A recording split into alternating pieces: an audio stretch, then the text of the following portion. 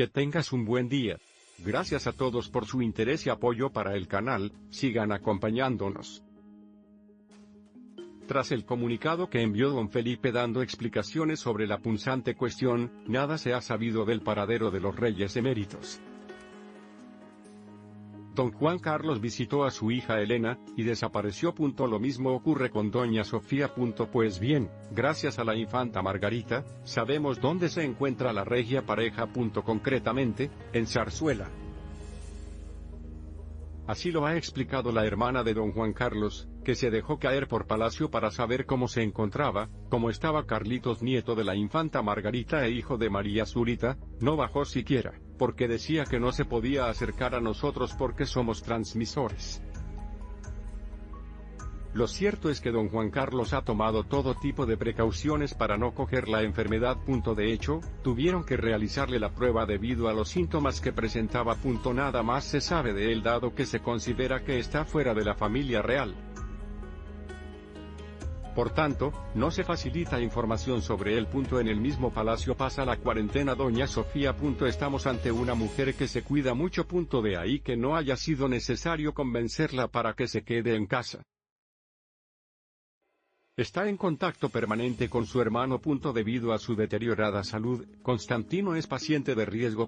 Si algo tiene Jaime es que no se casa con nadie. El cronista ha criticado duramente a don Felipe por aprovechar este difícil momento para dejar caer el problema que azota a la familia real. Nunca entenderé por qué Felipe VI ha esperado hasta ahora, cuando España entera y sin distinción de clases sociales sufre una de las mayores tragedias colectivas de su historia más reciente, para airear todas sus miserias familiares, y no lo hizo cuando supo que había sido designado heredero, el 5 de marzo del pasado año.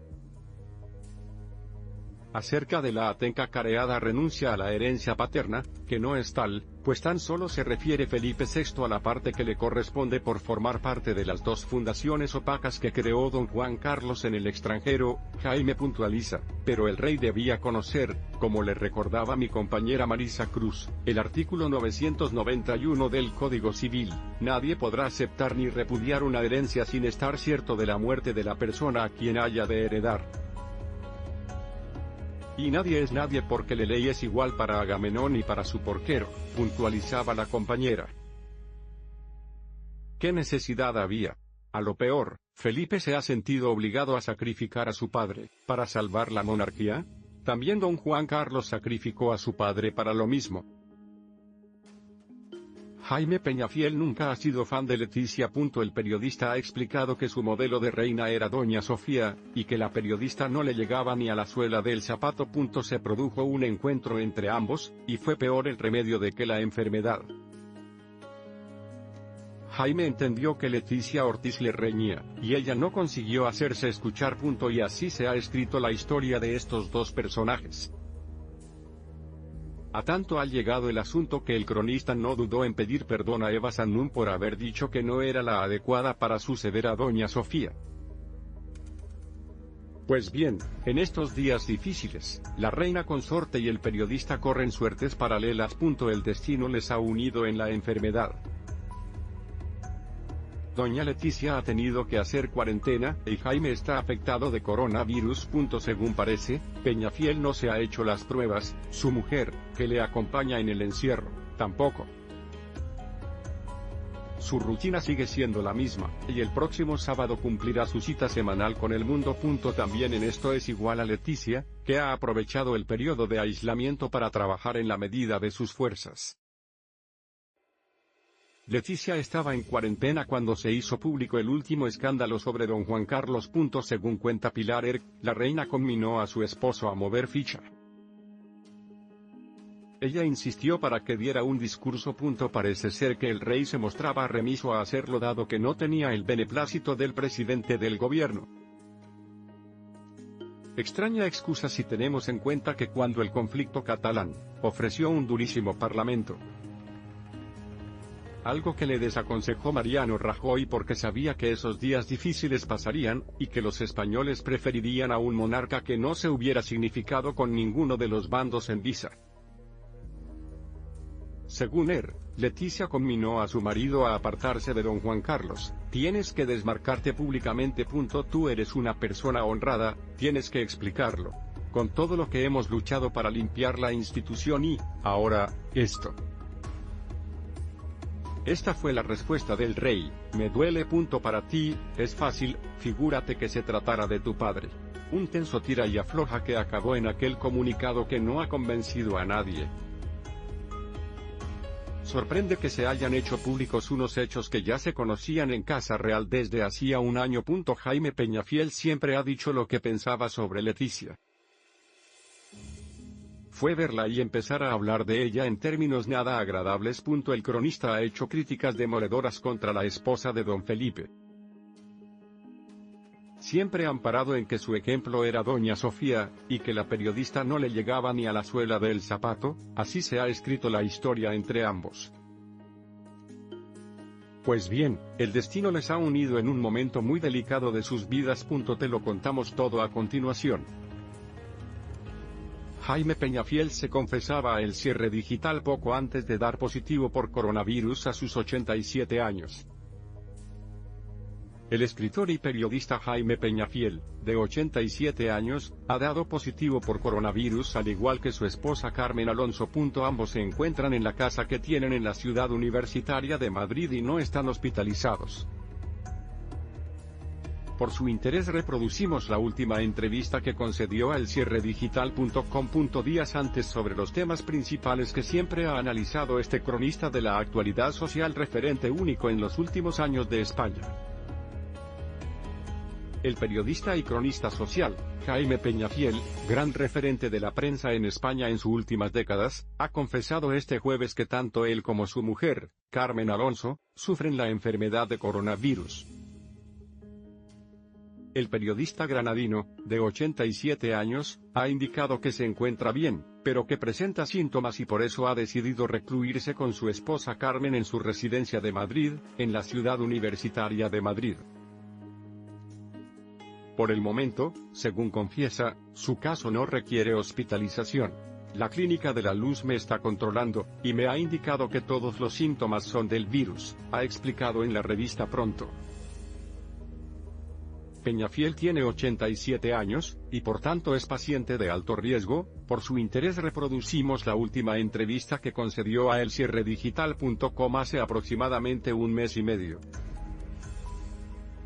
Jaime Peñafiel recibe a elcierredigital.com en su casa de la madrileña ciudad universitaria. Rodeado de recuerdos de sus viajes, y fotografías de las celebridades que ha tratado a lo largo de 6 décadas de ejercicio del periodismo, Peñafiel repasa a sus personajes favoritos.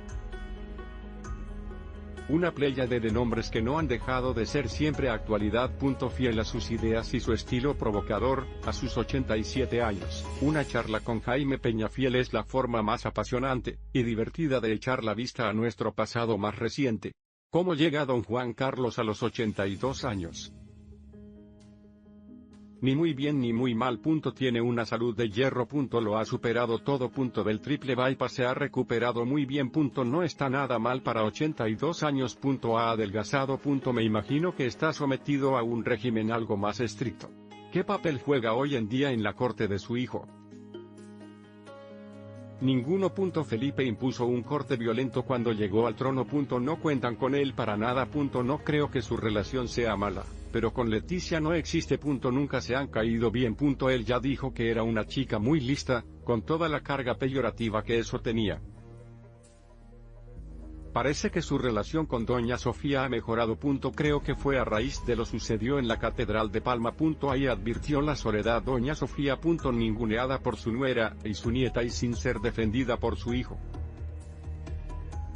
A raíz de ahí hay una aproximación. Las crisis se superan. Están estables. No ha habido una reconciliación, pero antes ni se miraban y era mejor que no lo hicieran porque las miradas mataban. Ha tenido reacciones por parte de familiares o protagonistas del libro para echarle en cara lo que cuenta. No. Mi divisa es que yo valgo más por lo que callo que por lo que cuento. La gente sabe que lo que tengo que callar, lo callo. Yo siempre tengo una línea roja que no traspaso. Ahora, hay cosas que se deben contar siempre. La anécdota es como un titular. Es lo que interesa. Yo soy periodista, y procuro dar noticias. De un libro o de un artículo siempre te quedas con el detalle y aquí hay 60 años de periodismo. Si sorprende lo que cuento, imagina lo que callo. Yo tengo un archivo muy extenso con cartas, fotografías, documentos y jamás verán la luz. Uno de los protagonistas del libro es Francisco Franco. ¿Cómo es un dictador en persona? La mitad de mi vida profesional fue durante el franquismo, y no reniego de ello. Incluso alguna compañera del periódico se refiere a Carmen Rivalt, como el columnista de El Mundo me lo ha echado en cara, y ella escribía en Pueblo que era de los sindicados verticales, diciendo que Franco era el abuelo que todos queríamos tener. Yo no. Yo hacía periodismo de evasión, no de opinión e información y, tal vez, eso me libró. Yo iba a sus cacerías por la revista Hola. Y era un hombre que casi no hablaba. Imponía. Era el dictador que tenía en un puño a casi 40 millones de personas. Yo he conocido muchos dictadores y gente impresentable. Presumo de haber conocido todo tipo de gente. Ahora, tras la exhumación, Franco está más de moda de que nunca, y por eso decidí incluir mis anécdotas en sus cacerías. Entre ellas la más famosa, cuando Manuel Fraga disparó por error en el culo de Carmen Franco, la hija del dictador, y se lo dejó como un colador. No le sorprendió que Carmen Martínez Bordiú, otra de las protagonistas del libro, acudiera a la exhumación de su abuelo habiendo sido siempre tan discreta a nivel político. Carmen es una mujer muy especial. Yo la conozco casi desde que nació. De ella te lo esperas todo, y nada. Tuvo mucho valor en dejar a su marido, Alfonso de Borbón-Dampierre, y marcharse a vivir su amor por Jean-Marie Rossi a París. Cuando sus hijos hacen la primera comunión ella viene, y a la hora de comulgar el cardenal primado de Toledo se la negó, y cuando acabó la ceremonia todos la dieron la espalda. Ella ha aguantado siempre el tipo. Yo le tengo mucho afecto. El marqués de Villaverde no me vendió las fotos de Franco agonizando. Las hizo con esa intención, pero alguien se le adelantó y me demandó solo para saber quién fue esa persona. Volviendo a Franco. Se cumplen 35 años de la publicación de las fotos de su agonía en la publicación que usted dirigía, la revista. Muchos aseguran que las vendió su yerno, el marqués de Villaverde. ¿Lo sigue negando? No fue el marqués. Él las hizo, y eso fue una canallada. Se estaba utilizando la agonía de una persona con fines políticos porque querían aguantar para llegar a la fecha del nombramiento del nuevo presidente de las Cortes con él vivo. El marqués no me las vendió. Fue un hombre cercano a Franco, y prometí que nunca lo desvelaría. Le di mucho dinero. El marqués las hizo para venderlas, pero a alguien se le adelantó y él me denunció. Estuve 1 año y medio procesado, y me pedían 5 años de cárcel. Durante el juicio él me elogió, y aseguró que lo único que quería saber era el nombre del que me las vendió. El presidente del tribunal se agarró un cabreo monumental, y le amenazó con imputarle por presentar una denuncia falsa. Años después Francis Franco, el nieto, me dijo en un plató de televisión que le dijera el nombre. Yo le dije que si me decía quién era y acertaba, yo me callaría y si no, le desmentiría. Dijo que era Fuertes de Villavicencio, jefe de la Casa Civil de Franco, y no era él. Ni siquiera se lo he dicho a mi mujer Carmen. Me iré con ese secreto a la tumba. En su libro suma un nuevo nombre a la nómina de amantes de don Juan Carlos I.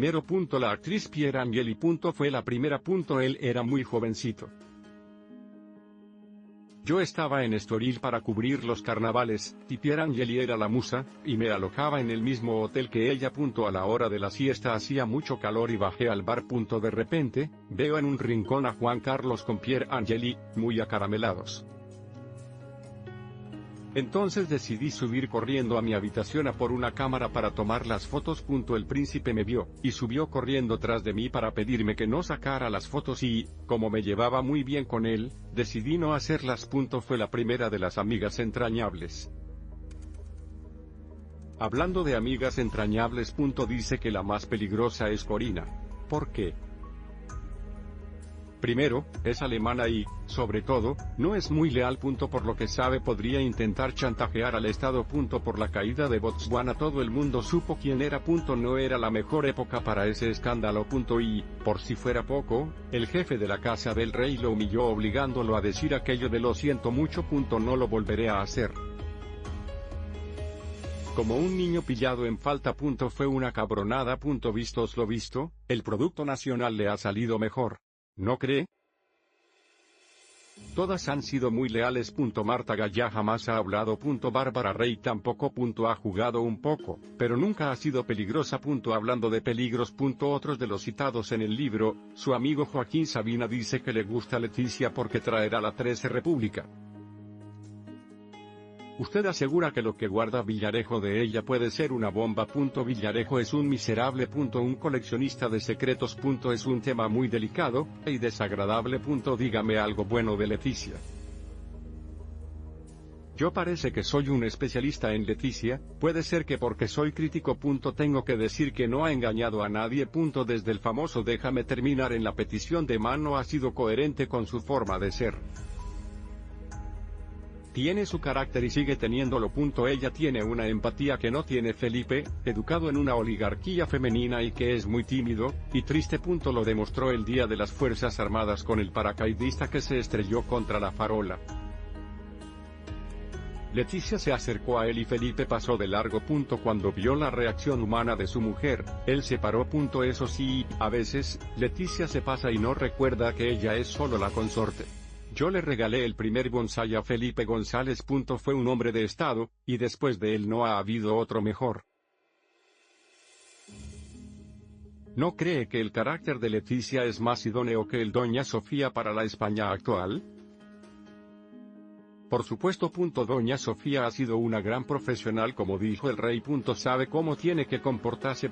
Ha tenido una línea fantástica, pero el pueblo de hoy no entendería que Leticia aguantase las cosas como lo hizo Doña Sofía.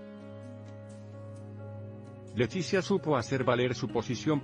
De no haber entrado como lo hizo, dos personalidades como Elena y Cristina la habrían devorado. Cuñada viene de cuña, y eso es siempre complicado y las familias reales siempre son clasistas. ¿Reinará la princesa Leonor?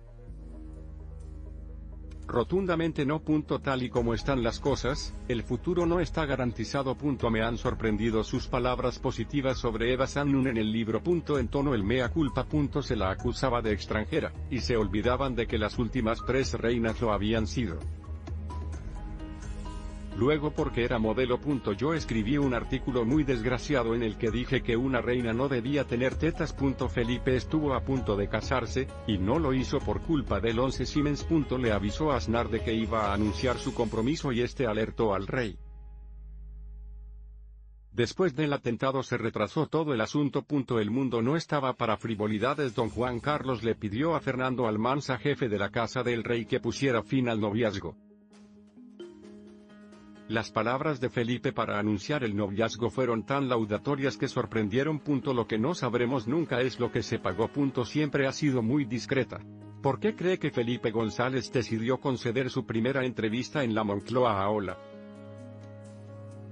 Me la dio a mí. Igual que lo hizo Suárez. Éramos muy amigos Felipe, Carmen Romero y yo. De hecho, el primer bonsái se lo regalé yo.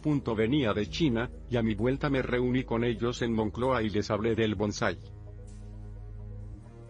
Yo había traído 2 y él estaba tan interesado que le regalé uno, y ese fue el origen de su colección. El mío se murió, y él hizo una colección fantástica. En una ocasión declaró que llegó a tener carnet del PSOE. Sí, yo fui de los primeros. Fui muy amigo de Tierno Galván, y de todos los socialistas. Yo llevé a Julio Iglesias a Moncloa por primera vez, aunque a él no conseguimos cambiarlo de ideología. Risas. Yo creo que Felipe González fue un hombre de Estado. Después de él no ha habido otro mejor. ¿Cómo ve alguien que ha vivido la dictadura, y la transición, el auge de la extrema derecha? Yo respeto la ideología de todo el mundo. Por algo será. Los ciudadanos no se equivocan, aunque no tengo mucha confianza en nuestra sociedad. Basculamos de un extremo a otro. Cayetano Martínez de Irujo me llamó poniéndome verde porque decía que estaba animando a su madre a casarse. Las voces se oían hasta en la portería. De Isabel Preiser cuenta que una voz anónima, pero de una mujer famosa le avisó de que, al final de su matrimonio con Julio Iglesias, se estaba viendo a escondidas con el marqués de Griñón. Conocí la voz. Cuando Isabel con Carmen Martínez Bordiú vinieron al despacho, su obsesión era identificar la voz. Nunca se aclararon. Le regalé la cinta, y nunca se lo conté a Julio. Al día siguiente llegaba desde Argentina. Ella se anticipó, y le pidió el divorcio. A la mañana siguiente me dieron un comunicado muy mal redactado para dar la noticia de la separación. Hubo dos mujeres, que también aparecen en el libro, Isabel Sartorius y Marta Chavarri, que estuvieron a punto de ocupar tantas portadas como Isabel, y al final han vivido cierto ostracismo. A Isabel le tengo mucho afecto. El primero bolso de esa línea que la arruinó, me lo regaló a mí. Felipe no habría sido más feliz con ella. Es muy inestable. Fue su primer amor, pero la reina intervino para que esa historia acabara. Sigo manteniendo el contacto con ella. Una vez la critiqué cuando era subdirector de El Independiente. Se presentó en mi despacho su padre Vicente Sartorius, que mide 2 metros, y quería agredirme. Luego me llamó Isabel pidiéndome perdón y, desde entonces, tenemos mucho afecto. Su vida fue un caos. A Marta le di trabajo en la revista y me demostró que era un florero. Bello, pero florero. ¿Por qué a los hijos de Cayetana les molesta que se defienda la figura de Jesús Aguirre? Hace poco, estando yo en la sala VIP del AVE, vino hacia mí Eugenia hecha un basilisco. Le pedí que no me alzara la voz. Ella me acusaba de meterme con su padre. Era mentira. Lo que pasa es que Jesús era amigo mío y puso orden en esa familia. Es verdad que era muy complicado, pero fue un gran intelectual. A veces, tenía un humor muy corrosivo. En esta mi mesa donde estamos estuvieron en una ocasión juntos Aguirre, Cela y Antonio Gala. Imagínate. Ya había tenido un encontronazo. Cuando Cayetana se quiso casar con Alfonso X, me llamó para que la llevara a Londres para casarse. Cayetano me llamó poniéndome verde porque decía que estaba animando a su madre a casarse. Yo solo la escuché con respeto. Las voces se oían hasta en la portería de mi edificio.